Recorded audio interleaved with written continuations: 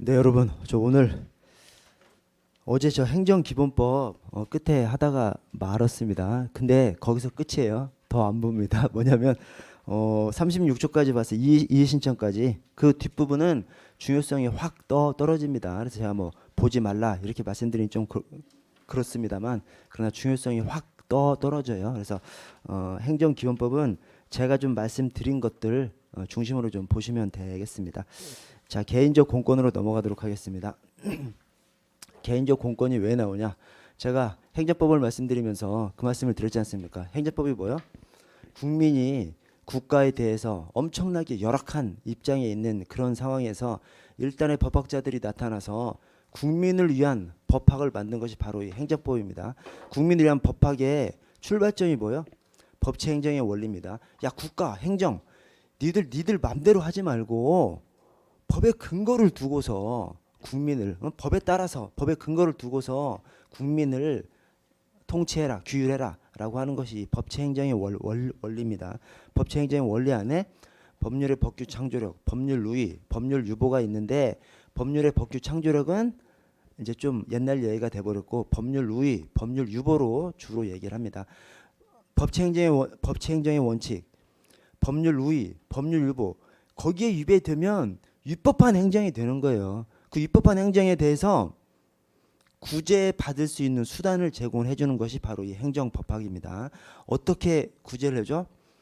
하나는 국가의 작용들 중에서 공통점이 있는 것들을 쫙 모아요. 그래서 이런 것들, 이런 특성이 있으면 행정행위다라고 해서 행정행위의 특징이 인정되면 행정소송으로 구제받을 수 있게 해주고, 행정행위로서 인정되지 않으면 그럼 이제 행정소송으로서는 구제받을 수 없는 것이죠. 그것은 금전적으로라도 구제받을 수 있도록 국가배상제도를 발전시키는 것이 이 행정법입니다. 자, 행정행위로서 행정행위로서 특징이 인정되면 행정소송으로서 이제 구제받을 수 있는 것이죠. 근데 그 행정행위로서 인정되면 행정소송으로 구제받을 수 있는 것이 딱 그냥 행정행위, 그 처분성만 인정되면 되는 것이 아니라 여러 가지 요건이 좀 인정돼야 됩니다. 여러 가지 요건이 좀 인정돼야 행정소송으로서 구제받을 수가 있는데, 그 요건이 바로, 이건 뭐 그냥 들어주십시오. 뭐 외우실 필요는 없으시고, 대원소 기피전입니다. 대상적격, 원고적격, 소외이익, 그 다음에 제소기간 내에 피고 행정청한테 행정심판 전치가 요구되면 행정심판 전치를 거쳐서 행정소송을 제기할 수 있습니다. 근데 그 중에서 가장 중요한 요건이 뭐예요?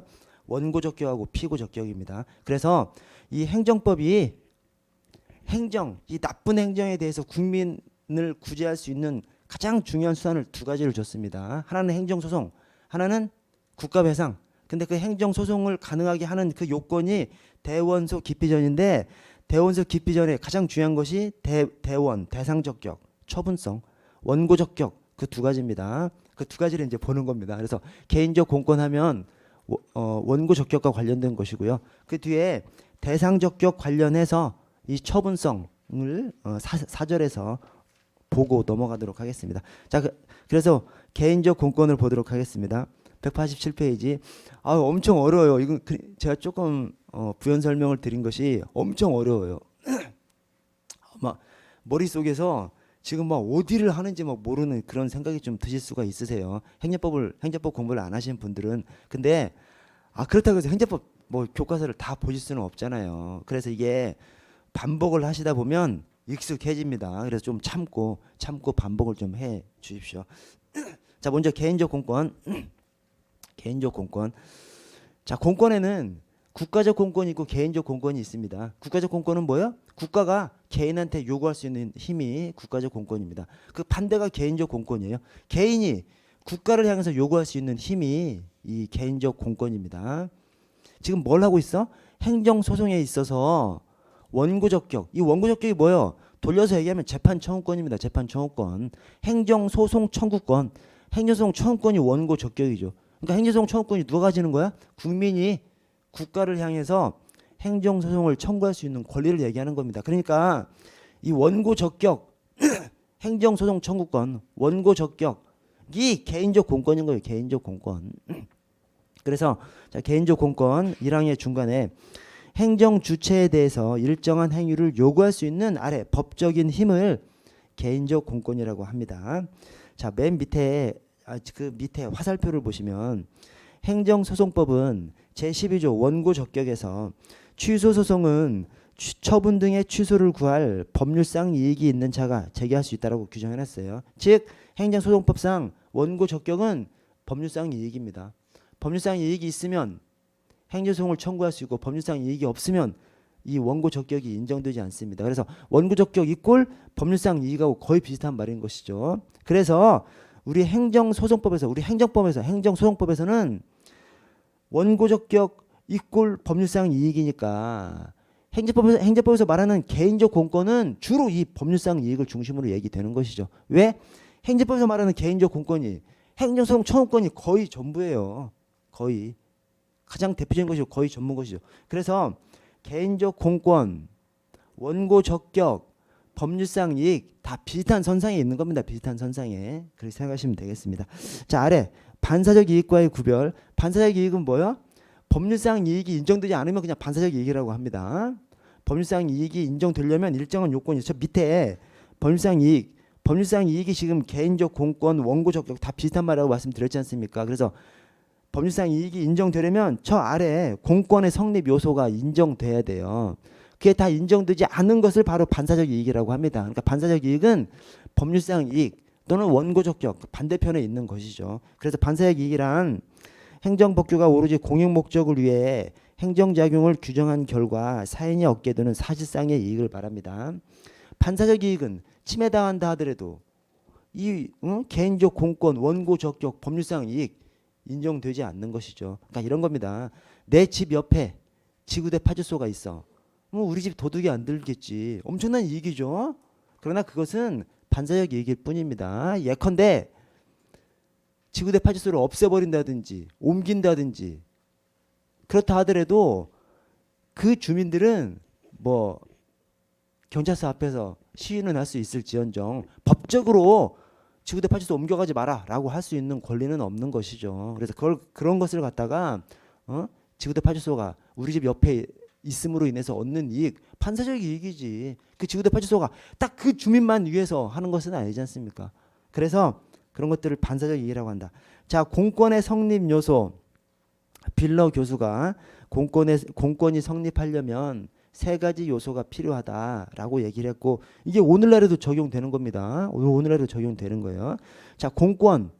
개인이 국가를 향해서 요구할 수 있는 힘이 공권입니다.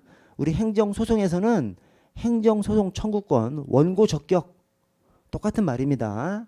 그래서 원고 적격에서 법률상 이익 다 그냥 똑같은 말이라고 생각하시면 됩니다.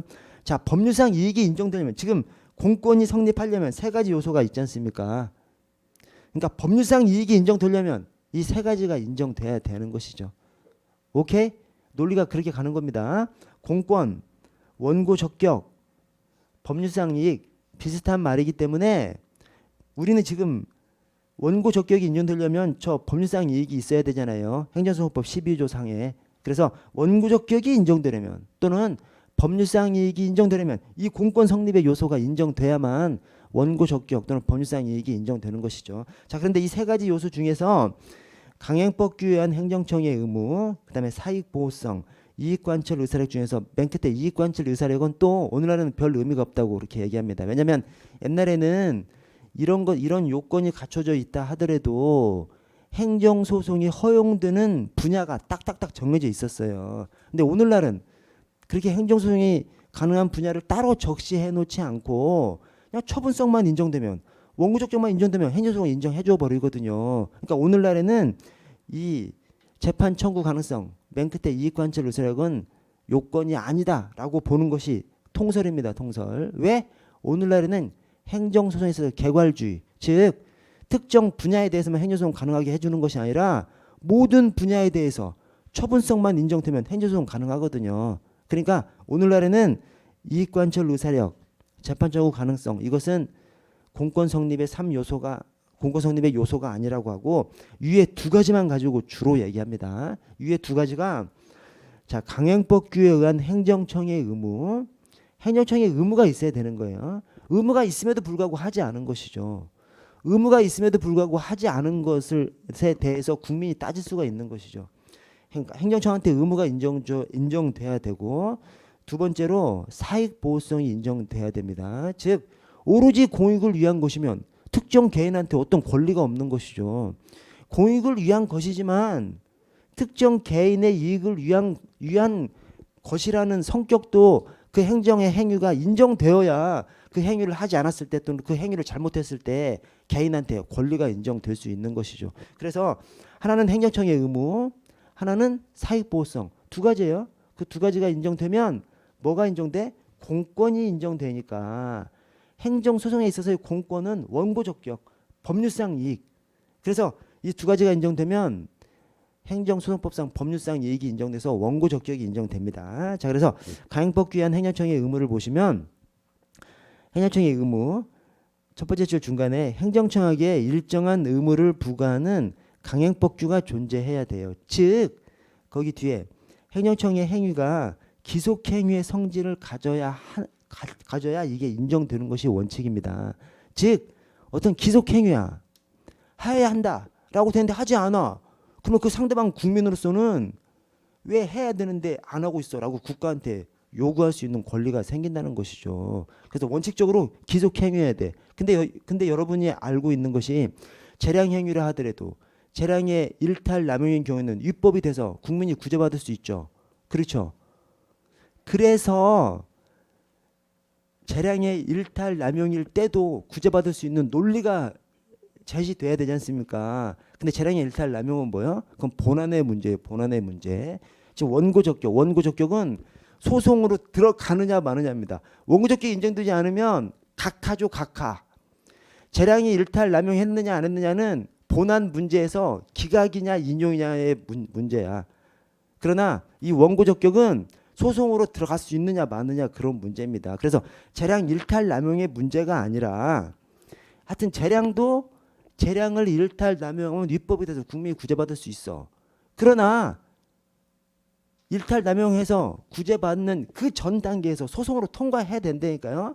그 통과하는 논리가 재량에서도 무하자 재량행사 청구권이라든가 또는 재량이 영으로 수축되면 행정개입 청구권이라든가 이런 것들이 있다고 봐서 통과해버립니다. 그냥 원고적격을.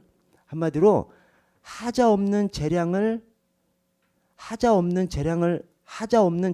행사할 의무가 있다고 봐버려요. 재량행위에 있어서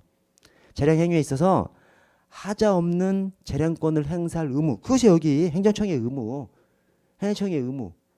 그래서 옛날에는 기속행위, 행정청한테 기속되는 성격이 있어야만 이 행정청의 의무가 인정돼서 공권, 이 원고적격이 인정된다고 봤는데 오늘날에는 재량행위에 있어서도 재량이 일탈 남용되면 권리를 침해할 수 있다고 봐서 재량이 일탈 남용되면 위법한 것으로 봐서 국민이 구제받을 수 있거든요. 그러나 그 일탈 남용은 첫 본안에 가서 문제고 그 일탈 남용을 따질 수 있게 하려면 이 원고적격을 통과해서 재판 단계로 진입을 해야 돼요. 그 진입하는 논리가 재량행위에 있어서도 무하자 재량행사 청구권에는 행정개입 청구권이 있어. 그래서 재량행위에 있어서도 하자 없는 재량권을 행사할 의무가 행정청한테 있는 걸로 봐서 그냥 원고적격을 그냥 통과해 버립니다. 재량행위도 그냥 원고적격을 통과해 버려요. 그래서 오늘날에 중요한 것이 사익보호성입니다. 사익보호성. 왜? 기속행위는 당연히 원고적격 통과해 버려. 재량행위는 하자 없는 재량권을 행사할 의무가 있는 것으로 봐서 또 여기 행정청의 의무 인정돼 버려. 그러니까 사익보호성이 인정되면 원고적격이 있는 것이고 사익보호성이 인정되지 않으면 원고적격이 없는 겁니다. 그래서 특정한 행정청의 행위 관련해서 그 행위가 관련 해당 법규, 관련 법규 싸그리 다 해석해 봤을 때 특정 국민, 그 국민의 사익도 보호하는 측면이 있으면 원고적격이 인정되고 야 이건 사익하고 상관없어. 그냥 오로지 공익 문제일 뿐이야 라고 해버리면 원고적격 인정되지 못해서 소송 단계로 진입을 하지 못하게 돼버립니다. 그래서 자 사익보호성을 보시면 관련 법규가 개인의 사익 보호를 목적으로 해야만 이 원고 적격 법률상 이익이 인정될 수 있습니다. 그래서 아래 판단 기준이 처분의 근거 법규, 관련 법규의 목적, 취지 등을 종합적으로 고려해서 판단해야 한다는 견해가 통설 판례입니다. 그러니까 이 표현이 판사가 아주 심사숙고해서 판단해야 한다는 그런 것입니다. 자, 다음 페이지 보시면 여러분 좀 추상적이죠? 내용이 좀 추상적, 엄청 어려워요. 내용이 좀 엄청 어려운데 저기 그냥 한 방에 이게 좀 머릿속에 안 들어오고 좀 이렇게 보셔야 됩니다. 보시면 이해는 안 가지만 그냥 자연스럽게 머릿속에 들어오거든요. 많이 읽으면 특별히 뭐 완벽하게 이해는 안 되는데 그냥 뭐 당연히 그런 서술이 당연한 것처럼 머릿속에 들어오거든요. 그래서 좀 반복하시면서 숙지하시기 바라겠습니다. 자, 개인적 공권의 특성을 보시면, 자, 개인적 공권의 특성, 개인적 공권, 개인이 국가한테 요구할 수 있는 힘, 권리를 개인적 공권이라고 합니다. 자, 개인적 공권은 이전성이 제한되는 특징이 있습니다. 그래서 저 중간에 통상 일신 전속성을 가짐으로 상속, 양도, 압류 등의 이전성이 부인되는 경우가 많습니다. 그래서 예컨대 괄호에 생명신체 침해로 인한 국가배상 청구권의 양도 압류가 금지된다든지 또는 공무원 연금 청구권의 양도 압류가 금지된다든지 이게 저 앞쪽에 다 나왔었던 내용이에요. 자, 다만 손실보상 청구권, 재산권, 국가배상 청구권은 양도 압류가 허용됩니다. 자, 아래 포기성의 제한, 개인적 공권은 스스로 또는 합의로 포기할 수 없는 것이 원칙입니다. 그래서 선거권, 연금 청구권 포기할 수 없습니다. 선거권, 내가 투표를 할 수 있는 권리가 있지 않습니까? 근데 뭐 투표하기 싫어. 그래서 우리 저 투표 선거 때가 되면 동사무소에서 선거 공보가 다 날라옵니다. 근데 그 날라와봐야 쓰레기잖아요. 그래서 뭐 전화를 해. 동사무소에다가 아이씨 그 선거 공보 보내주지 마세요. 왜 자꾸 보내? 그러면 안 보낼까요? 무조건 보냅니다. 왜 그래? 보내게 돼 있어. 그래서 내가 선거권을 포기한다고. 야, 그건 네 말이지. 포기가 안 됩니다. 불행사할 수는 있어. 그냥 그 선거일 당일에 나의 어떤 정치적 의사 표시로 정치에 관심 없어라는 그 의사 표시로 선거에 참여하지 않을 수는 있어요. 불행사할 수는 있어요. 그러나 포기할 수는 없습니다. 선거 공보는 무조건 받아봐야 되는 거죠. 연금 청구권도 마찬가지고요. 청구하지 않을 수는 있어. 그러나 포기할 수는 없습니다. 왜? 나한테 주게끔 돼 있거든. 그래서 이 선거권, 연금 청구권 뭐 이런 것들 포기할 수 없습니다. 다만 맨 끝에 불행사는 가능해. 불행사는 가능하지만 포기는 안 되고요. 자, 비대체성, 일신 전속성을 가짐으로 대행이나 유임이 제한되는 경우가 많습니다. 선거권 본인만 투표할 수 있잖아요.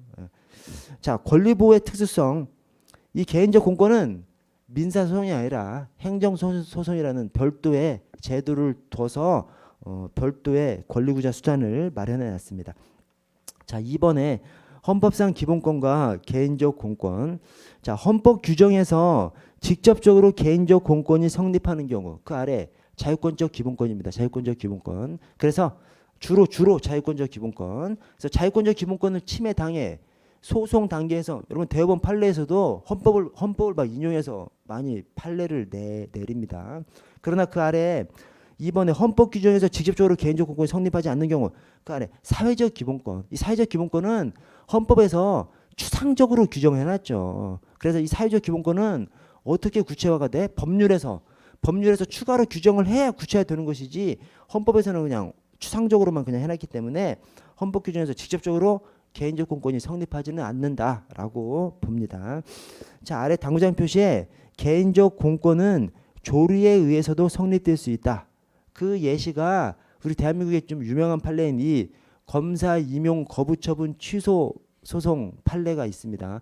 검사 임용 거부 처분 취소 소송 판례. 그래서 지금은 검사 임용에 대해서 자세한 규정이 있다고 해요. 근데 이때가 1990년대 중반인데 그때까지만 하더라도 그냥 사법시험 합격한 사람들이 사법연수원 졸업할 때쯤 해서 그냥 신청 받아가지고 그중에서 성적 우수자들로 그냥 뽑아버린 거예요. 규정이 없었대요. 규정이. 그때 신청했는데 뽑히지 않은 사람이 검사 임용 거부 처분 취소 소송을 제기했어요. 본인은 그냥 뭐 합격했네 안 했네 연락도 못 받아서 다만 다른 사람들이 합격한 것만 알고 있는 것이죠. 근데 그거 자체를 검사 임용 거부 처분이라고 봐서 거부 처분이 있었던 것으로 봐서 이 개인이 검사 임용 거부 처분 취소 소송을 제기했습니다. 그때 그 소송을 받아들여 주면서 판례가 딱 적시한 것이 이거예요.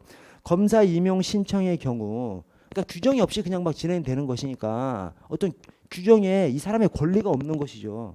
근데 검사 임용 신청의 경우 법령상 명문의 규정이 없다 하더라도 조리상 응답을 받을 권리가 있다. 신청을 했으면 조리상 이 조리가 행정법의 일반 원칙이니까 일반 원칙상 법규상이 아니라 일반 원칙상 응답을 받을 권리가 있다. 즉 국가로부터 응답을 받을 권리니까 개인적 공권인 것이죠. 개인적 공권이 국가를 향해서 요구할 수 있는 개인의 힘이 개인적 공권이니까 특별한 규정이 법문상 규정이 없다 하더라도 국가한테 뭔 신청을 했어. 그러면 조리상 응답을 받을 권리가 있다라고 얘기했기 때문에 개인적 공권은 조리에 의해서도 성립될 수 있다는 구체적인 판례 예시고요.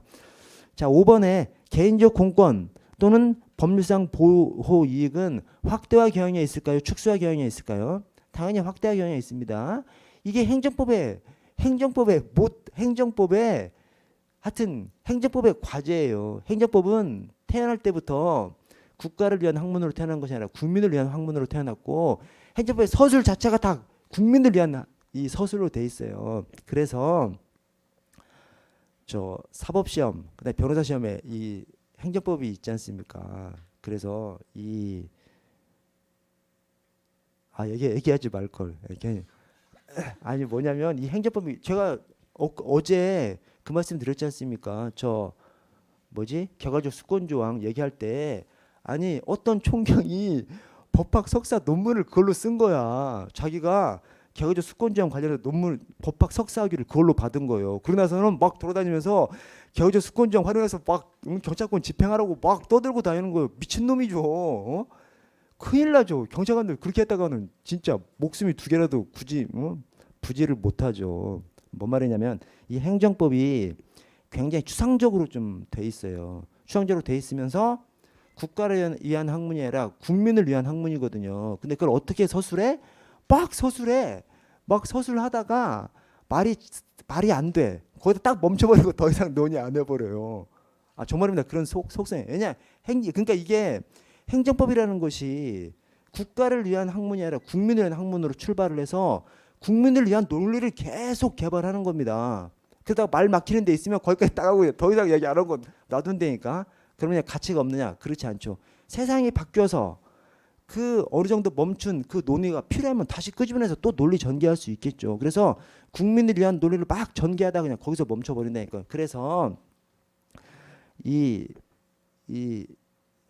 법원 판례가 너무 막 좀 추상적으로 국민 편의로 막 판례가 나오는 것들이 좀 있거든요. 아니 법원 판례가 우리 경찰 편 들어준 판례도 겁나 많아요. 겁나 많은데 다만 좀 이 무리한 판례를 내리는 경우가 있어요. 그게 이 행정법적 시각에서 판례를 내리는 경우가 있어요. 왜? 그 사람들이 사시나 변호사 시험 볼 때 막 행정법 엄청 공부했는데 그 논리가 머릿속에 있는 거죠. 그래서 제가 이 얘기 좀 괜히 했는데 뭐냐면 행정법을 볼 때는 행정법의 모토 자체가 이게 국민한테 치우쳐진 논리라니까. 국가하고 국민이 있는데 국민한테 치우쳐진 논리라는 것을 좀 전제로 하고 이 행정법을 좀 보셔야 돼요. 그렇지 않으면 이게 막 뭐 완전 그냥 모든 법학 안에서의 정답인 것처럼 생각하시면 안 된다는 거예요. 예. 그래서 이게 논리가 좀 헷갈려요. 헷갈려요. 예. 자, 그래서 이 5번 제가 이거 여기서 왜 이 말씀을 드렸냐면 행정법의 논리, 행정법의 탄생 자체가 국민을 위한 학문으로 탄생했고, 그러니까 행정법의 지상 과제는 행정법의 숙제는 국민을 위한 논리를 개발하는 것이라니까요. 그래서 개인적 공권, 법률상 보호익, 당연히 국민의 공권이기 때문에 확대와 경향이 있는 겁니다. 이게 행정법의 수건이에요. 행정법의 수건, 행정법의 과제인 것이죠. 자, 실질적 법치국가에서 개인의 지위가 현저히 향상되면서 개인적 공권이 대폭적으로 확대되고 있습니다. 그 개인적 공권이 대폭적으로 확대되고 있는 큰 갈래가 두 가지죠. 큰 갈래가 두 가지인데 하나는 바로 밑에 제3자한테도 법률상 이익을 인정해 주는 거. 즉 제3자한테도 원고적 격 법률상 이익을 인정해 주는 거. 자, 또 하나는 그 밑에 재량의 영역에서도 원고적 격 법률상 이익을 인정해 주는 거. 제3자의 행위, 그다음에 재량 행위에 대해서도 원고적 격 법률상 이익을 인정해 주는 거. 그 방향으로 발전해 나가고 있습니다.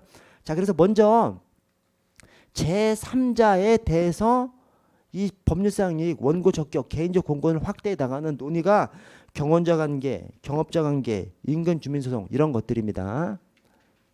오케이? 예. 그래서 먼저 경원자 관계는 경원, 서로 원하는 거죠. 경쟁자 관계예요. 그 경쟁자 관계인데 확실한 경쟁자 관계입니다. 확실한 경쟁자 관계. 그래서 인허가를 딱 뭐 하나만 해주는, 특허나 인허가를 딱 하나만 해주는데 뭐 5명이 신청했어. 그러면 한 사람한테 인허가를 해주는 것은 나머지 4사람한테는 인허가 안 해주는 결정이나 똑같은 것이죠. 그렇죠. 자, 이때 경쟁적으로 5명이 요구를 했는데 한 사람한테만 해주는 거, 그 인허가 처분에 대해서는 나머지 4사람도 다툴 수 있다는 거예요. 그것이 이 경원자 관계입니다. 그래서 옛날에는 우리 행정이, 아니 행정의 당사자도 다툴 수 있는 힘이 없었는데 3자가 어떻게 다투냐고. 그러다가 이제 논리 개발해서 당사자, 행정의 상대방, 불이익한 처분을 받는 당사자한테 소송 청구권이 인정되고, 그 다음에 이제 행정법학자들이 논리를 개발해서 당사자 말고 제3자가 행정 처분으로 인해서 피해를 볼 때도 제3자도 원고적 격을 인정해 주는 것으로 발전해 나간 것이죠. 그 중에서 경원자 관계, 이 완전한 경쟁자 관계에서는 그냥 인정해 줍니다. 오늘날에 이것은 그냥 인정해. 그래서 1번 경원자 관계란 끝에 일방에 대한 인허가가 타방에 대한 불이익과 불허가라고 귀결될 수밖에 없는 경쟁적인 관계. 그냥 경쟁적인 것이 아니라 확실한 경쟁적인 관계인 것이죠. 자, 이때는 2번의 둘째 줄에 법률상 이익으로 봐서 원고적 격을 인정함이 통설 판례입니다. 자, 2번 경업자 관계는 경쟁 관계는 경쟁 관계인데 조금 느슨한 경쟁 관계인 거죠. 자, 그래서 1번의 경업자 관계란 그 끝에 기존 업자가 신규 업자의 특허 등에 대해서 다투려고 하는 경우를 경업자 관계라고 합니다. 즉 아까 경원자 관계는 인허가나 특허를 뭐 한 명한테만 해주는데 여러 사람이 신청했을 때 이때가 이제 경원자 관계고, 경쟁적으로 원하는 관계. 경업자 관계는 내가 지금 사업을 하고 있는데 옆에 똑같은 업체가 들어섰어. 이걸 말하는 겁니다. 여러분 파리바게트 하고 있는데 옆에 또 들어와 안 들어와? 들어오죠. 아, 들어와. 그럼 뭐 그것이 권리가 아닌 경우가 많은 거죠. 그러나 또 권리인 경우도 있는 것이죠. 그래서 이 경업자 관계에서는 이번에 일반적으로 특허인 경우에는 관련 법규가 기존 업자의 경영상 이익을 보호하고 있는 것으로 해석될 가능성이 크므로 원고적 격이 인정될 가능성이 높고, 허가인 경우에는 반사적 이익으로 해석될 가능성이 큽니다. 즉 우리 음식점 하려면 신고만 하면 할 수 있습니다. 그러나 신고를 하면 허가받은 상태나 똑같은 상태가 되는 거예요. 그래서 그냥 허가 섞어서 얘기해도 아무 상관없습니다. 음식점을 얘기하든 아니면 진짜 허가인 다란주점 허가를 얘기하든, 다란주점 있는데 옆에 다른주점 또 생긴다고 해서 옆에 다른주점 생기면 내 매출이 줄겠지. 그러나 그것은 이 권리, 법률상 이익 이런 것과 관련된 것으로 보지 않습니다. 오케이? 그러니까 여기 음식점 있으면 옆에 또 음식점 생기고 다른주점 있는데 옆에 또 다른주점 생기고 그런 것이죠.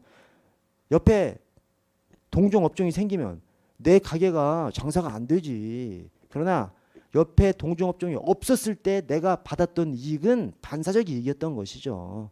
그래서 이 경업자 관계는 모두 다 권리 또는 법률상 이익으로 인정되는 것이 아니라 일부는 인정되고 일부는 인정되지 않아요. 근데 주로 특허에 있어서는 인정되고 허가에 있어서는 주로 인정이 안 됩니다. 그러나 꼭 그런 것은 아니에요. 그래서 거기에 법률상 이익이 인정되는 경우하고 인정되지 않는 경우를 보시면, 자, 인정되는 경우 1번, 2번이 다 허가야, 허가.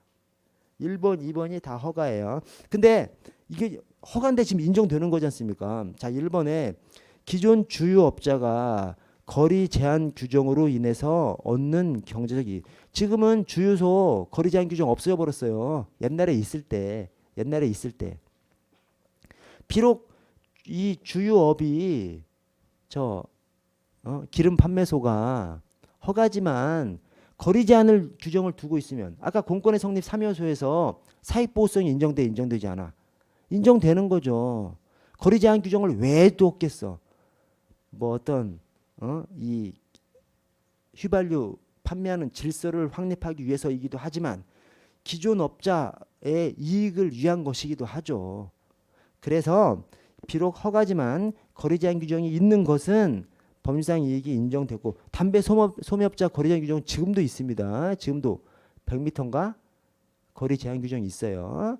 이 거리 제한 규정 담배 판매 허가지만 이 거리 제한 규정이 기존 업자의 어떤 경제상 이익을 보호하기 위한 것으로도 인정되기 때문에 그 사익보호성 아까 개인적 공권 성립의 3요소 행정청의 의무 사익보호성 두 가지만 있으면 공권 성립이 되는데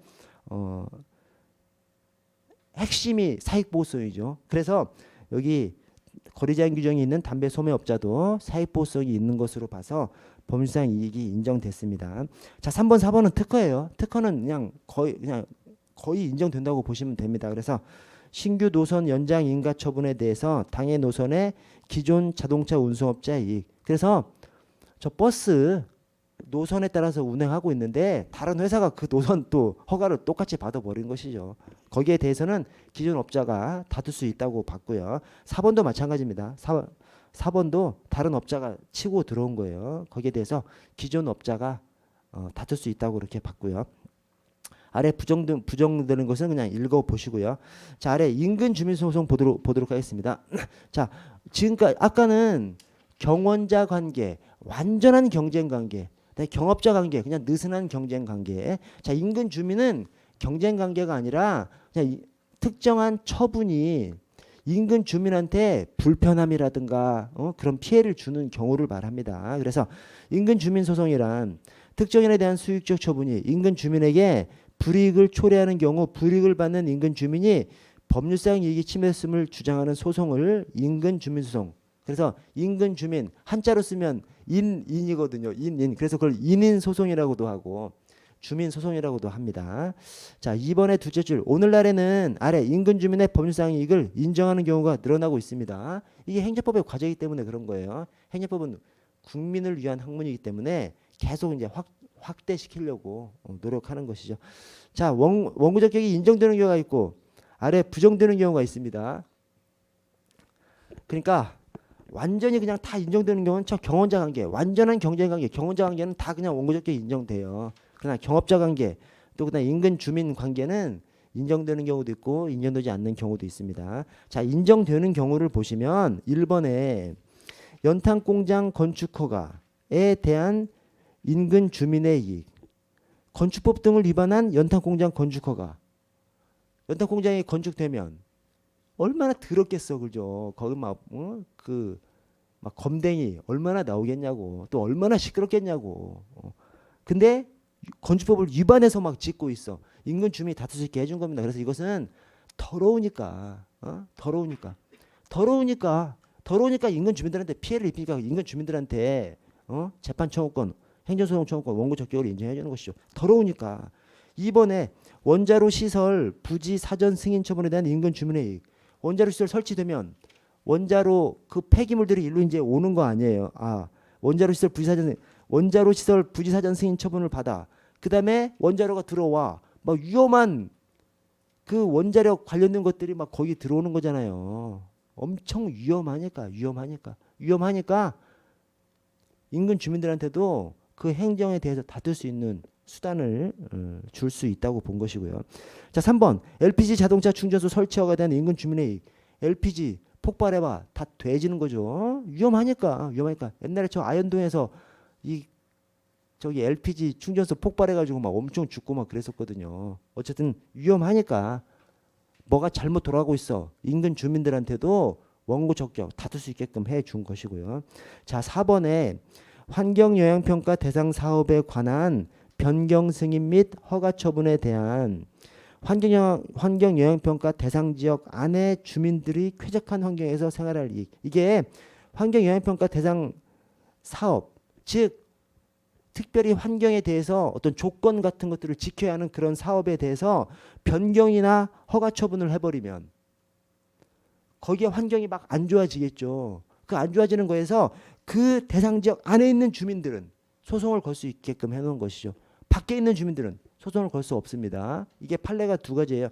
그 대상 지역 안에 있는 주민들은 원고 적격이 인정되고 직접적으로 관련되니까 우리 대상 지역 안에서 이 환경영향평가 대상 사업 허가 처분을 하든 또는 그 허가를 뭐 변경하든 하면 그 환경에 악영향을 미치는 그런 업소가 막 활개치는 거지 않습니까? 그래서 거기에서 대상 지역 안에 있는 주민들은 따질 수 있어. 원고 적격이 인정돼. 대상 지역 바깥에 있는 사람들은 그건 너무 간접적인 거예요. 그건 뭐 시민단체지 그거는. 그러니까 대상 지역 안에 있는 사람한테는 직접적으로 관련됐으니까 원고 적격이 인정되고 밖에 있는 사람들한테는 원고 적격이 인정되지 않았습니다. 자, 아래 법률상 이익이 부정된 경우, 원고 적격 부정된 경우가 상수원 보호구역 변경 처분에 대한 인근 주민의 이익.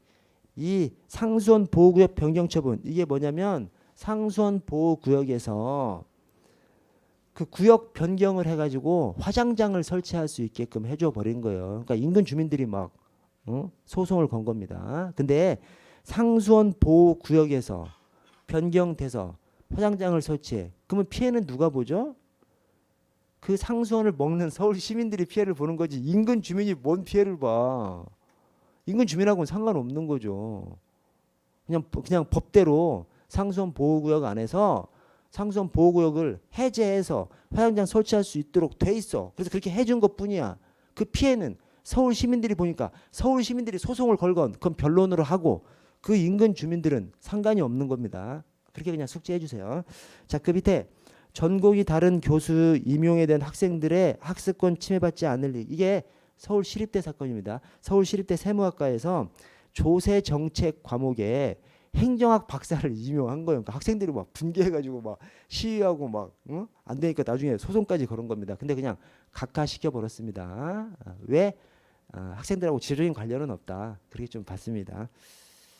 자, 넘어가겠습니다. 자, 이제 개인적 공권을 확대하는 경향으로서 두 가지 경향이 있다고 말씀드렸지 않습니까? 하나는 제3자에 대해서도 개인적 공권을 확대하는 거, 이 원고 적격을 확대하는 거. 또 하나는 재량행위에 대해서 원고 적격을 확대하는 거. 재량행위에 있어서 원고 적격을 확대하는 논리가 바로 이 무허자 재량행사 청구권하고 행정 개입 청구권입니다. 근데 이제 행정 개입 청구권은 제3자하고도 관련이 있죠. 제3자하고도 관련이 있지만 이 재량하고도 또 관련이 있습니다. 왜 그래? 행정 개입 청구권이 언제 인정돼? 기속 행위인데 행정이 하지 않아. 그러면 해달라고 할 수 있죠. 그래서 기속 행위일 때도 행정 개입 청구권 인정됩니다. 그러나 진짜 행정 개입 청구권이 주로 문제되는 것은 재량 행위일 때. 그 재량이 0으로 수축돼 버린 경우 그때 해달라고 요청할 수 있는 것이죠. 그래서 이 행정 개입 청구권이 제3자하고도 관련이 있지만 재량 행위 영역에서 공권을 확대하는 그런 논의입니다. 자, 그래서 무허자 재량행사 청구권을 보시면 먼저 의의에 여러분 이 무허자 재량행사 청구권 엄청 어려워요. 뭐 보시면서 이해가 잘 안 된다. 뭐 당연한 거예요. 학자들도 잘 이해 못해요. 왜? 학자들이 이해하지 못하는 것을 뭘로 알 수 있냐? 교과서를 한 두 개 세 개 놓고 무허자 재량행사 청구권 펼쳐놓고 읽어보세요. 이 사람은 이렇게, 이 사람은 저렇게 얘기하고 막 그렇게 얘기하고 있는 것이 무허자 재량행사 청구권입니다. 학자들마다 막 다르게 얘기하는 것이 무허자 재량행사 청구권이에요. 그래서 이 무허자 재량행사 청구권이 너무 뭐 세부적인 내용까지 출제될 가능성은 별로 없습니다. 자, 그래서 제가 좀 읽어드리는 것 중심으로 좀 보시면 무허자 재량행사 청구권 하자 없는 재량권을 행사해 달라라고 요구할 수 있는 권리가 무허자 재량행사 청구권입니다. 무하자 재량행사 청구권 하자 없는 재량권을 행사해 달라. 즉 재량행위 영역에서만 얘기가 될 수 있는 것이고 기속행위랑은 상관없어요. 재량이 있을 때 그 재량을 하자 없이 재량권 행사해달라라고 요구할 수 있는 권리가 무허자 재량행사 청구권입니다. 그래서 재량행위 영역에서만 논의가 되는 것이지 기속행위랑은 상관이 없고요. 자, 독자성 인정 여부 필요하냐 필요치 않냐. 자, 먼저 부정설이 재량의 일탈 남용 여부로 실체적으로 따지면 되기 때문에 굳이 이 무허자 재량행사 청구권 얘기할 필요 없다. 그냥 재량의 일탈 남용으로 얘기하면 된다. 그래서 이 무허자 재량행사 청구권을 너무 얘기하면 원고 적격을 부당하게 넓힐 수 있다. 이런 얘기를 하면서 무효자 재량사 청구권 인정할 필요 없다 이렇게 얘기합니다. 자, 긍정설은 재량행위 영역에서 공권이 인정되는지, 제가 아까 말씀드리길 공권, 원고적격, 법률상 이익 다 비슷한 개념이라고 말씀드렸습니다. 왜? 행정법 안에서의 공권이 행정소송 청구권이잖아. 행정소송 청구권이 곧 원고적격하고 비슷하고, 원고적격이 인정되려면 법률상 이익이 인정돼야 되기 때문에 행정법 안에서 공권, 원고적격, 법률상 이익은 그냥 비스무리한 개념이다 이렇게 보시면 됩니다. 자, 그런데 재량행위 영역에서 공권, 즉 원고적격 이 인정되는지에 관한 해결책을 제시한다는 점. 뭔 말이냐면 아까 부정선에서는 재량의 일탈남용으로 따지면 되지 무효자 재량사 청구권 뭐 지랄하냐 이렇게 지금 얘기를 하는데 그렇지 않다는 거예요. 재량의 일탈남용은 본안 즉 이 소송 조건을 통과해서 본안으로 넘어가야 재량의 일탈남용을 따지는 것이지, 이 소송 조건을 넘어가는 거 대원수 기피전이 인정돼야 본안으로 판단을 들어가지 않습니까? 근데 이 대원수 기피전이 인정되지 않으면 본안으로 못 들어가서 일탈남용을 안 따져준다니까. 그래서 원고적격이 통과되는데 일탈남용 따지기도 전에 원고적격을 통과할 때 무효자 재량사 청구권이 유효하게 쓸 수 있다는 것이죠. 그래서 오늘날 무효자 재량사 청구권 때문에 원고적격이 인정되지는 않습니다. 원고적격이 인정할 때 무효자 재량사권이라는 말을 쓰진 않아요. 그러나 재량행위가 어떻게 원고적격을 통과해? 행정청이 하자 없는 재량권을 행사할 의무가 있다고 봐서 통과해 버리거든요. 왜? 원고적격이 인정되려면 행정청의 의무하고 사익보호성이 인정돼야 됩니다. 행정청의 의무, 사익보호성. 여기서 행정청의 의무를 하자 없는 재량권을 행사할 의무로 봐서 재량행위도 통과시켜 버려요. 옛날에는 기속행위만 통과했었는데 하자 없는 재량권을 행사할 의무가 뭐예요? 그것이 무효자 재량사 청구권이죠. 오케이? 그래서 이 무효자 재량사 청구권이 엄청 막 논란이 많이 되고, 오늘날에는 무효자 재량사 청구권 별로 얘기하지 않아요. 오늘날에는 그냥 원고적격을 통과할 때 하자 없는 재량권을 행사할 의무가 있다고 봐서 그냥 통과시켜줘 버리거든요. 재량행위도. 그러나 오늘날에 이렇게 재량행위도 그냥 소송 본안으로 넘겨버리는, 원고적격을 통과시켜버리는 그 생각의 이면에는 무효자 재량사 청구권이라는 이런 것들이 뒤에 숨어 있는 거죠. 옛날에는 통과 못했거든. 근데 막 이런 거 주장하고 어떻게 하면서 법원에서 하자 없는 재량권을 행사할 의무는 있다라고 봐서 통과시켜줬거든요. 그렇게 하자 없는 재량권을 행사할 의무가 있다라는 말을 할 수 있었던 이유가 무효자 재량사 청구권이나 이런 논리가 있었던 것이죠. 근데 그런 논리를 거쳐서 법원에서 이제 재량행위도 하자 없는 재량권을 행사할 의무가 있는 것으로 봐서 원고적격을 그냥 통과시켜 버리니까, 그냥 당연하게 통과시켜 버리니까 이제는 이 논리가 필요가 없는 거지. 이제는. 그래서 지금은 무효자 재량사 청구권 별로 얘기하지 않습니다. 왜? 이제 문제 없이 그냥 원고적격 통과해 버리니까 이제 필요가 없는 이론이 돼 버린 거죠. 그러나 그런 논리가 인정되기까지 중간 단계에서 이런 개념이 엄청나게 도움을 주는 것이죠. 그 판사들의 머리에 재량행위 영역에서도 이런 것들이 있다. 행정청한테 이런 의무가 있을 수 있다라는 것들 판사들의 머리에 심어준 것이 바로 이 무효자 재량사 청구권 논의죠. 자, 그래서 부정설은 재량의 일탈남용만 따지면 되지 뭐 필요 없다 이렇게 얘기하지만, 긍정설은 재량 그 원고적격 통과하는데 사용될 수 있기 때문에 필요하다 이렇게 얘기를 하고요. 자, 다수설은 무효자 재량사 청구권을 근거로 해서 원고 적격이 인정될 수 있기 때문에 의미가 있다라고 이제 그렇게 봅니다. 그리고서 이제 별로 얘기는 하지 않아요. 오늘날 별로 얘기는 하지 않습니다. 아래 성질은 넘어가고요. 자, 성립 요건을 보시면 무효자 재량행사 청구권도 공권인 이상, 그렇죠. 무효자 재량행사 청구권이 인정되면 법률상 이익, 원고 적격이 인정돼서 행정소송을 청구할 수 있으니까 공권인 것이죠. 국가를 향해서 요구할 수 있는 힘이니까 공권인 겁니다. 그래서 무효자 재량행사 청구권도 공권인 이상 개인적 공권의 성립 요건인 이 행정청의 의무 플러스 사익보호성, 이것이 인정돼야 됩니다. 이것이 인정돼야 되는데 거기에서 행정청의 의무는 그냥 하자 없는 재량권을 행사할 의무로 봐버리는 것이죠. 자, 아래 판례를 보시면 자, 검사 임용 신청, 이 아까 말씀드린 검사 임용 신청 거부, 검사 임용 거부 처분 취소 소송 사건, 검사 임용 거부 처분 취소 사건에서 자 1번에 검사 임용 신청자로서도 재량권 한계의 일탈이나 남용이 없는 적법한 응답을 요구할 권리가 있다 이렇게 얘기를 했어요. 그래서 응답을 받을 권리가 있다는 것이죠. 그 응답을 받을 권리가 검사 임용 제도 자체가 없어. 규정이 없어. 그렇다 하더라도 검사 임용을 신청한 사람은 조리상 응답을 받을 권리가 있다는 거예요. 근데 거기다가 붙여서 쓴 것이 재량권 한계 일탈이나 남용이 없는 적법한 재량 응답을 요구할 권리가 있다. 이렇게 판례가 표현했거든요. 이 표현을 갖다가 무허자 재량행사 청구권을 인정한 판례다라고 보는 것이 다수설입니다. 근데 또 어떤 학자들은 이건 전혀 무허자 재량행사 청구권이랑 상관없다 이렇게 또 얘기하는 학자도 있어요. 그래서 무허자 재량행사 청구권 논의가 엄청 복잡해. 그러나 우리는 그냥 이 검사 임용 거부 처분 취소송 사건이 무허자 재량행사 청구권을 인정한 대한민국의 판례다라고 생각하시면 되겠습니다. 자 오른쪽 행정개입 청구권으로 넘어가 보시면 행정개입 청구권 의의 첫 번째 줄 끝에 자기 또는 타인에게 행정권을 발동해 줄 것을 행정청에 청구할 수 있는 권리를 이 행정개입 청구권이라고 합니다. 행정개입 청구권 인정되면 국민한테 좋아요 안 좋아요? 좋죠. 국민이 행정한테 일정한 행위를 해달라고 요청하는 거지 않습니까? 국민한테 더 도움되는 것이기 때문에 당연히 확대에 있는 것이죠. 행정법이 그런 거예요. 행정법이 국민한테 이로운 것들을 막 계속 확대시켜 나가고 국민한테 이롭지 않은 것은 막 어떻게든 막 까내리려고 하는 이 국민을 위한 학문이 행정법입니다. 자, 이번에 독일의 학설과 판례를 통해서 발전했는데요. 최초 인정 판례가 독일의 띠토 판결이죠. 저 경찰학 맨 앞에서 나왔던 띠토 판결, 그 띠토 판결입니다. 그래서 이 띠토 판결이 연탄 공장이죠. 연탄 공장, 석탄 가공 공장, 연탄 공장, 석탄 가공 공장에서 막 석탄 바위를 깨 부수면서 띠톱, 큰 띠톱으로 막 석탄 바위를 깨 부수니까 막 먼지가 엄청나고 엄청 시끄럽고 그런데 거기 어떤 위법성이 있어. 근데 나라에서 단속을 안 해주는 거예요.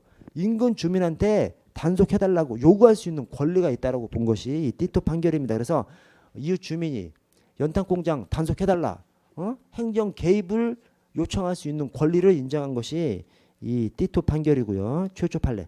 자, 인정 여부 논의 영역을 보시면 1번에 행정개입 청구를 인정하는 긍정설이 당연히 통설이고 2번에 기속행위와 재량행위 영역에서 모두 인정될 수 있습니다. 이게 무허자 재량행사 청구권하고 다른 것이죠. 자, 무허자 재량행사 청구권은 이름에서부터 무허자 재량행사 청구권, 재량행위 영역에서 하자 없는 재량권을 행사할 것을 요구할 수 있는 청구권이잖아요. 그러니까 무허자 재량행사 청구권은 재량행위 영역에서만 얘기가 되는 것이죠. 근데 행정개입 청구권은 기속행위 영역, 재량행위 영역 다 해당합니다. 기속행위 행정이 해줘야 할 의무가 있는데 하지 않고 있어. 해달라고 할 수 있는 것이죠. 근데 재량행위라고 하더라도 재량이 0으로 수축돼 버려가지고 특정 행위만 해야 할 것 같은 상황이 생겼어. 그때는 해달라고 할 수 있는 권리가 국민한테 생긴다는 겁니다. 그래서 행정개입 청구권은 기속행위에 있어서도 재량행위에 있어서도 재량이 0으로 수축된 경우 그래서 기속행위 재량행위에 모두 다 인정될 수 있는 권리가 이 행정개입 청구권이고요.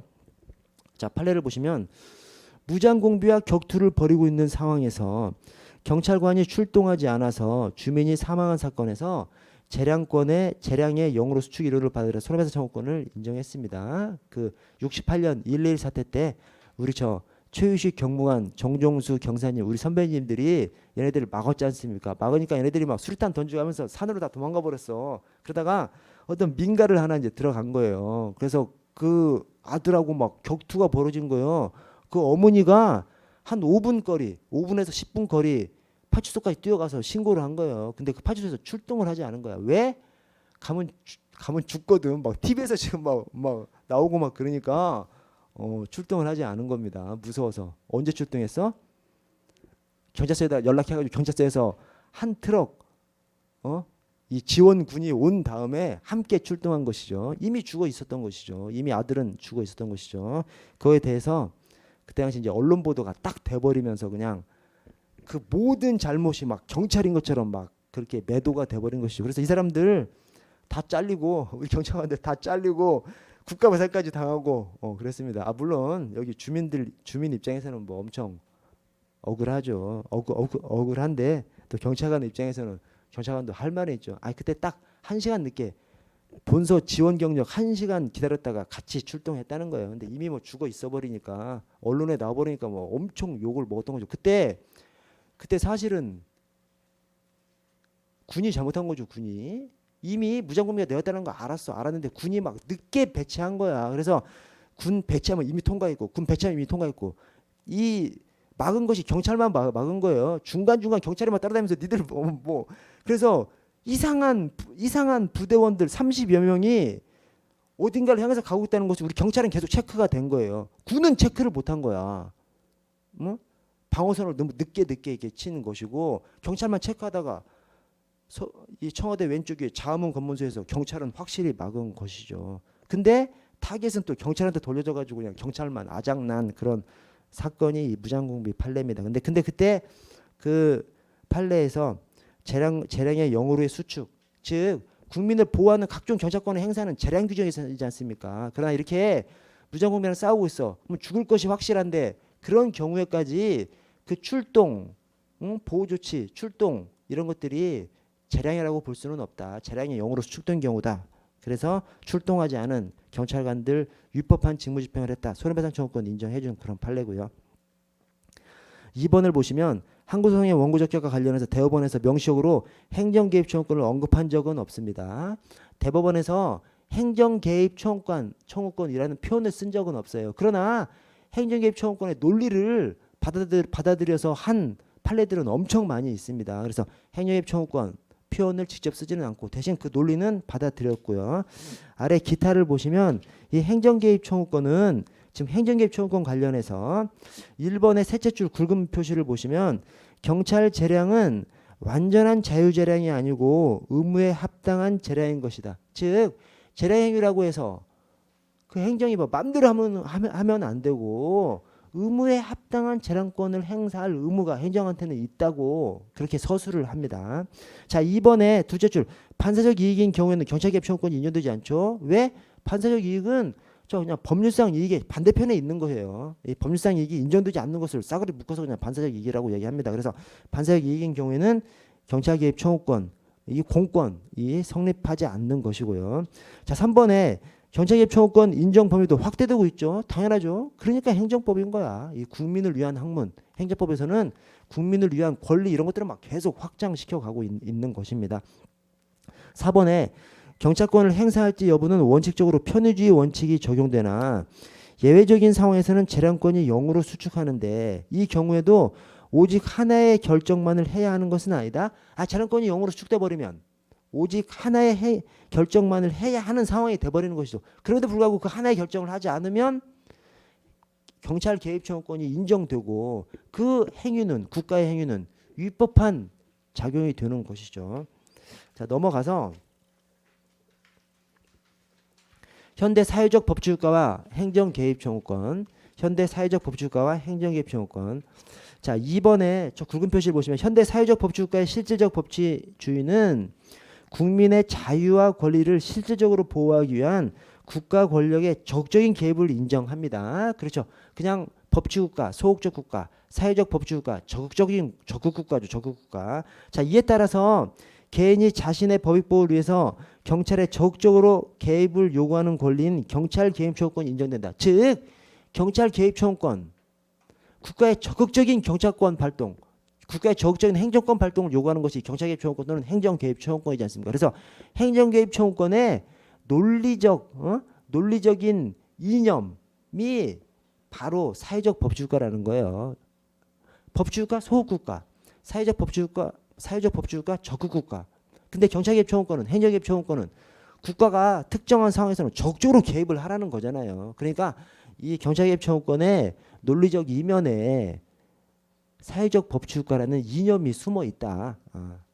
그래서 서로 일맥상통하는 것이다 라고 생각해 주시고, 자, 3번에 행정개입 청구권은 재량권이 0으로 축되는 경우를 전제해서 얘기합니다. 이 행정개입 청구권이 기속행위에 대해서 인정되죠. 기속행위, 국가가 뭘 해줘야 되는데 해주지 않고 있어? 그러면 개입해달라고 요구할 수 있는 거, 해달라고 요구할 수 있는 것이죠. 그래서 기속행위에서도 행정개입 청구권이 인정됩니다. 그러나 재량행위 영역에서도 인정되죠. 재량행위에서는 어떤 때 인정돼? 재량행위는 재량이라는 것이 해도 되고 안 해도 되고, 또는 한다고 하더라도 이렇게도 할 수 있고 저렇게도 할 수 있고, 이것이 이제 재량 행위죠. 그때는 해도 되고 안 해도 되고, 이때는 경찰개입 처분권이 행정개입 처분권이 인정되는 것이 아니죠. 그러나 해도 되고 안 해도 되는 그 재량이 영으로 수축돼 가지고 해야만 하는 상황이 되면 개입 처분권이 인정되죠. 그래서 재량권이, 그런 경우를 갖다가 재량권이 영으로 수축되는 경우라고 하고, 이 행정개입 처분권, 경찰개입 처분권은 재량권이 영으로 수축되는 경우를 전제로 해서 얘기되는 그런 개념이고요. 4번에 경찰권 행사로 제3자가 받는 이익이 반사적 이익인 경우에는 경찰개입 처분권이 인정되지 않습니다. 반사적 이익은 법률상 이익의 반대편에 있는 개념이기 때문에 그렇습니다. 자, 5번에 오늘날 사회적 법치국가에서 경찰개입 처분권 인정 범위는 점점 확대되고 있다. 맞습니다. 사회적 법치국가는 적극국가이기 때문에 이 적극적으로 경찰권의 발동을 요구할 수 있는 권리인 경찰개입 처분권하고 딱 그냥 맞아 떨어지는 거예요. 그래서 사회적 법치국가에서 경찰개입 처분권 인정 범위는 확대되고 있고요. 자, 아래 공무원의 부작위에 대한 자기 의무 인정 근거, 이 경찰의 임무 관련해서 이게 판례입니다. 판례. 위 아래가 다 똑같은 판례예요. 똑같은 판례. 같은 판례 안에서 이제 내용이 갈려지는, 같은 판례 안에서 조금씩 잘라낸 거죠. 자, 1번에 공무원에 대해서 자기 의무를 명하는 법령의 규정이 없다면 공무원의 부작위로 인해서 침해된 국민의 법익 또는 국민에게 발생한 손해가 어느 정도 심각하고 절박한 것인지, 그 아래 결과를 회피하기 위한 조치를 취할 가능성이 있는지 등을 종합적으로 고려해서 판단한다. 이 말이 법령에 공무원의 자기 의무를 규정하고 있지 않는다 하더라도 일정한 경우에는 공무원이 행위를 해야만 했다라고 볼 수 있는 경우가 있다는 거예요. 우리 저 법치행정의 원리 안에 법률 유보, 법률 우위가 있지 않습니까? 법률 우위, 어기지 마라. 법률 유보, 일정한 행정작용은 자연법적 근거가 있어야만 행정권, 경찰권을 발동할 수 있지 않습니까? 자, 그런데 여기 법령의 근거가 없어. 법령의 근거가 없으면 무조건 행정권, 경찰권 발동하면 안 돼? 그것이 아니라는 거예요. 국가가 도와주지 않으면 보호를 받을 수 없는 그런 상황에서는 법령의 규정이 없더라도 국가한테 행정권, 경찰권을 발동할 의무가 있다는 판례가 이 판례입니다. 그래서 2번의 둘째 줄 끝을 보시면 국가가 1차적으로 그 위험 배제에 나서지 아니하면 국민의 생명, 신체, 재산 등을 보호할 수 없는 경우에는 형식적 의미의 법령의 근거가 없더라도 국가나 관련 공무원에 대해서 그런 위험을 배제할 자기 의무를 인정할 수 있다는 거예요. 그래서 이 어떤 법령의 규정이 없다 하더라도, 그러니까 지금 법률 유보 원칙하고 막 다른 내용을 얘기하는 겁니다. 그런데 한편으로는 이게 맞는 얘기야. 엄청 맞는 얘기예요. 전에 제가 휴대폰 손괴, 과실 손괴 말씀드렸었죠. 아마 강의를 여기저기서 하니까 뭐 어디서 했는지를 모르겠어. 하여튼 휴대폰 과실 손괴 얘기 제가 말씀드렸죠, 지난번에. 그런 경우죠. 그런 경우. 지금 현장을 벗어나 버리면 이 구제를 받을 수 있는 가능성이 없는 경우, 그런 경우까지 민사사건이라고 하고 그냥 경찰이 손 놔버리면 안 된다는 거죠. 저 근무할 때 이런 경우가 있었습니다. 어떤 사람이 노가다를 했어. 노가다했는데 오늘 처음 왔는데 일 끝난 다음에 돈을 안 줘. 그러니까 졸졸 따라다니는 거예요. 그랬더니 파출소로 왔어. 누가 주도해서 왔어? 돈 안 주는 사장이 파출소로 왔어요. 저 사람이 다 졸졸 따라다닌다고. 이 새끼 쥐가 그 일당을 안 줘놓고. 다만 지금 여기는 아예 가능성이 없는 경우를 얘기하는데, 이 사람은 누가 불렀는지는 아는 가능성은 있는 경우죠. 그 인력사무소 통해서 이제 요청했으니까 누가 요청했는지는 아는 경우죠. 그러나 오늘 일했는데, 오늘 첫날 일했는데 일 끝난 다음에 돈을 안 주면서 뭐 며칠 후에 입금해 주겠다 그렇게 얘기를 하는 거예요. 그러니까 그 사람이 졸졸 따라다니는 거죠. 그러니까 이 사람은 아니 민사 문제인데 졸졸 따라가지고 나 생활도 못하게 지금 집에도 못 가게 이러고 있다. 그래서 떼 달라고 그 사장이 파출소 와서 그러는 거예요. 그러니까 이제 우리 직원분들께서 일한 그 사람한테, 아니 아저씨 일당 받고 못 받고는 그건 민사 문제다. 그건 파출소한테 얘기하면 안 되고 그렇게 쫓아다니면 안 된다. 돈 못 받는 것은 재판에서 받든지 해야 된다. 그렇게 설명을 해주시더라고요. 제가 그래서 옆에 있다가 아니잖아요. 그거는 그렇지 않습니까? 우리 막 사회 상규로 보나 뭐라면 또 그러니까 이게 이걸 얘기하는 것이죠. 제가 그래서 얘기한 게 있어요. 그래서 그 사람들한테 아니 아저씨 사장한테 아저씨가 이랬어 봐. 그냥 가겠냐고. 그렇지 않습니까? 제가 그래서 딱 얘기한 것이 아니 사장님 돈 주세요. 아니 아무리 뭐 민사관계라고 하지만 아니 아저씨가 지금 가면 돈을 떼먹힐지 어쩔지 그럴지 모르는데 어떻게 지금 그냥 가고 그것이 우리 경찰에 우리 경찰은 당연히 이런 말을 할 수 있다. 당신은 돈을 주고 못 줄 것 같으면 아저씨는 우리가 강제적으로 뺏어서 줄 수는 없지 않느냐. 그러니까 계속 쫓아다녀라. 하여튼 언제까지 쫓아다니는 것이 합법적인지는 모르지만 하여튼 오늘 어느 정도까지는 계속 쫓아다닐 수 있다라고 얘기해서 보낸 적이 있습니다. 그게 사실은 이거죠. 그러니까 법률에 규정이 없다 하더라도 또는 민사관계라고 하더라도 국가가 도움을 주지 않으면 해결할 수 없는 그런 상황에 조차까지 국가가 개입하지 못한다. 민사관계라서 개입하지 못한다. 법률에 규정이 없어서 개입하지 못한다. 그것은 아니라는 거예요. 판례가 그렇게 내린 것이고요. 아래 무허자 재량행사 청구권하고 행정개입 청구권을 비교해 보면 무허자 재량행사 청구권 하자없는 재량행사를 요구하는 권리, 행정개입 청구권은 특정 행정권 발동을 요구할 수 있는 권리죠. 자, 무허자 재량행사 청구권은 형식적 권리라고 합니다. 왜 그래? 무허자 재량행사 청구권은 하자없는 재량권을 행사해달라고 하는 것이지 특정 행위를 요구하는 것은 아니잖아요. 그래서 그걸 갖다가 그냥 형식적으로 재량권을 일탈 하지만 말고 하자없는 재량권만 행사해달라라고 할 수 있는 권리이기 때문에 형식적 권리라고 하고 행정개입 청구권은 지금 나를 도와달라 결정권을 개입해달라라고 특정한 행위를 요구하는 것이기 때문에 실체적 권리라고 하고요. 무허자 재량행사 청구권은 재량의 영역에서만 성립하고요. 행정개입 청구권은 기속행위인데 하지 않아. 그럼 해달라고 할 수 있고 재량행위인데 재량이 0으로 수축돼. 그럼 또 해달라고 할 수 있고 그래서 기속행위, 재량행위에 다 성립하는 것이고요. 두 가지의 다 성립 요건은 이 두 가지가 다 무허자 재량행사 청구권, 행정개입 청구권 권리지 않습니까? 권리. 국가를 향한 권리니까 공권인 것이죠. 개인적 공권인 것이죠. 개인적 공권의 성립 3요소. 행정청의 의무, 사익 보호성, 그다음에 재판 청구 가능성인데 재판 청구 가능성 그것은 이제 3요소가 아니라고 보고 공권의 성립 요소가 아니라고 보고 여기 행정청의 의무, 사익 보호성 이것이 인정돼야 하는 것은 개인적 공권으로서 똑같은 것이죠. 똑같은 것이고 여러분 저 좀 쉬었다가 20분에 시작하겠습니다. 20분에.